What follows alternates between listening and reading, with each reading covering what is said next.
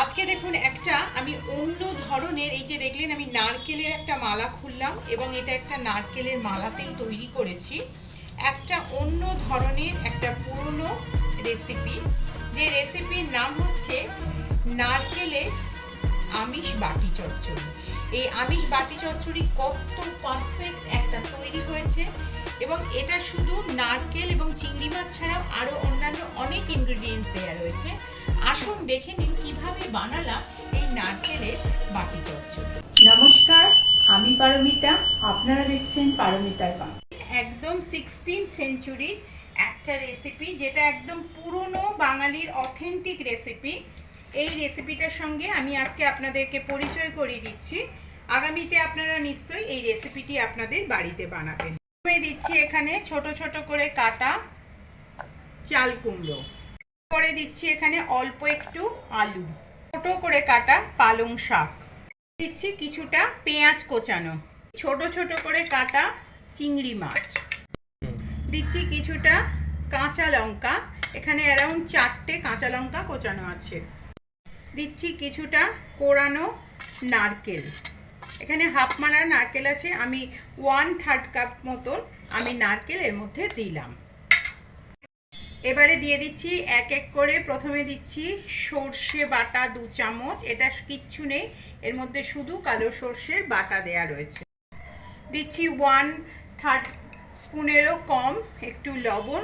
লবণ সবসময় আমি বলে থাকি আপনারা টেস্ট টু সল্ট আপনারা দেবেন। এরপরে আমি এক এক করে দিয়ে দেব শুকনো লঙ্কার গুঁড়ো, হলুদ, জিরে, এটা জিরে গুঁড়ো, আর ওপর থেকে বেশ কিছুটা সর্ষের তেল। এইটা একেবারে একটি ইউনিক প্রসেসে আমি বানাবো, এবং সেটা আপনারা অবশ্যই শেষ অবধি আমার রেসিপিটা দেখবেন এবং আমার চ্যানেলটিকে আপনারা সাবস্ক্রাইব করে আমার সাথে থাকবেন, কেননা যখনই আমি নতুন রেসিপি দেব আপনাদের কাছে পৌঁছে যাবে আমার চ্যানেলের ইনস্ট্যান্ট নোটিফিকেশান, আর বেল আইকনটা অবশ্যই বাজিয়ে রাখবেন। দিচ্ছি সামান্য একটু চিনি, গরম মশলা। এবারে এটাকে আবারও ভালো করে একবার মাখিয়ে নেব। এটা একেবারেই একটি ইউনিক প্রসেসে আমি বানাবো। এটা আজকে যে রেসিপিটা আপনাদেরকে দেখাচ্ছি সেই রেসিপির নাম হচ্ছে নারকেলের আমিষ বাটি চচ্চড়ি। এখানে আমি একটা পরিচ্ছন্ন করে নারকেলের একটা খোল নিয়ে এসেছি। এই খোলটার মধ্যে আমি এই বাটি চচ্চড়ি যেটা বানাবো নারকেলের, সেটা আমি সম্পূর্ণ দিয়ে দিচ্ছি। এটা কিন্তু 16th সেঞ্চুরি থেকে একটু রান্নার বই খাতা ঘাঁটলে পাওয়া যায় যে 16th সেঞ্চুরি থেকে এরকম সময় এটা একটু চেপে চেপেই দিতে হবে। বিয়েবাড়ি, অনুষ্ঠান বাড়ি এবং একটু ভালো বাড়িতে জামাই আসলে কোনো রকম অনুষ্ঠান হলেই এই খাবারটি কিন্তু বানানো হয়েই থাকতো, তাই এটি একটি আভিজাত্যপূর্ণ খাবার বলে খ্যাত। এই যে দেখুন, এরকমভাবে যতটা সম্ভব আমরা একটু এটা চেপে চেপে এর মধ্যে দিয়ে দিই। এবারে লাস্টে একটু দিয়ে দিচ্ছি ওপর থেকে ধনে পাতা। এইটা হচ্ছে একটা নারকেলের নিচের অংশটা, আর এটা হচ্ছে ওপরের অংশটা। এবারে এটা দিয়ে এটাকে আমি এভাবে ঢেকে দেব। এই যে এইভাবে প্রথমে ঢেকে দিচ্ছি, এটা তো পড়ে যাবে, সেজন্য আমি এটাকে সিল করে দেব। এই যে আটা আছে, এই আটাটা দিয়ে বন্ধ করব। এই দেখুন, এটাকে আমি 4-5টা এরকম আটা দিয়ে সিল করে নিয়েছি।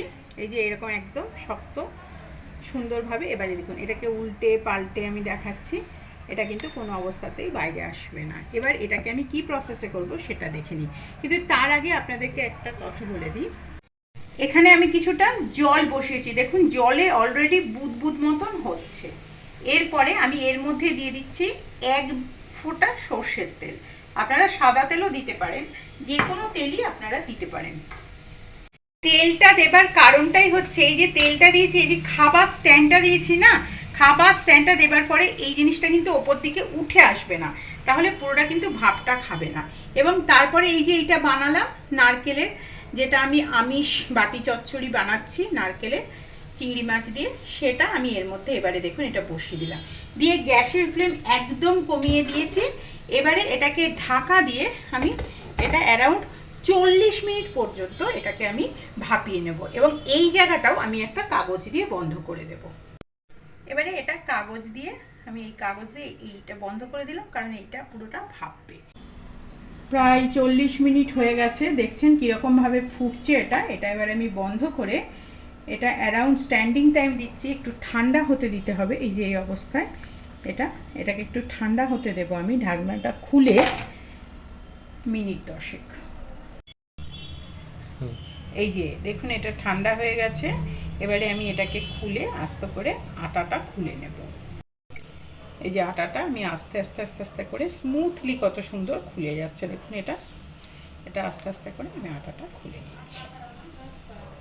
এই যে এবারে এটা আমি খুলে নিচ্ছি।